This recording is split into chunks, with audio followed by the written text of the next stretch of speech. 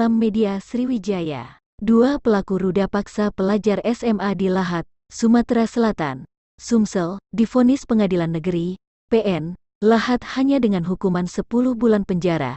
Selasa tanggal 3 Januari tahun 2023, korban berinisial AAP, 17, yang menghadiri persidangan langsung terisak tangis setelah mendengarkan Hakim PN Lahat membacakan putusan. Keluarga korban yang berasal dari Desa Tanjung Kurung Ulu, Kecamatan Tanjung Tebat Lahat pun tak kuasa menahan amarah hingga berteriak-teriak di Pengadilan Negeri Lahat. Keluarga korban menyerukan bahwa putusan hakim tersebut tidaklah adil bagi korban yang mengalami dampak fisik dan psikis pasca peristiwa tidak senonoh tersebut. Total ada 3 pelaku yang melakukan tindak kejahatan asusila terhadap AAP 17. Satu pelaku lainnya dianggap orang dewasa karena sudah berumur 18 tahun, hingga saat ini masih dalam proses penyidikan di Polres Lahat.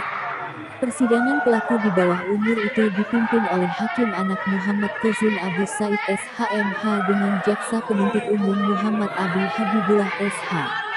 Hakim Anak PN Lahat menyatakan bersalah kedua pelaku yang masih berusia remaja itu sesuai pasal 81 ayat 1 UU nomor 17 tahun 2016 tentang penetapan peraturan pemerintah pengganti UU nomor 1 tahun 2016 tentang perubahan kedua atas UU nomor 23 tahun 2002 tentang perlindungan anak. Dan tindak kekerasan yang dilakukan oleh 3 orang oknum, korban sangat tidak adil dan tidak puas atas tuntutan dari Jaksa Penuntut Umum Kejaksaan Negeri Lahat, yaitu dengan tuntutan 7 bulan penjara.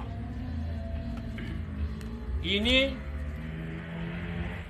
tidak sebanding dengan penderitaan dan akibat terhadap anak saya terumah seumur hidup.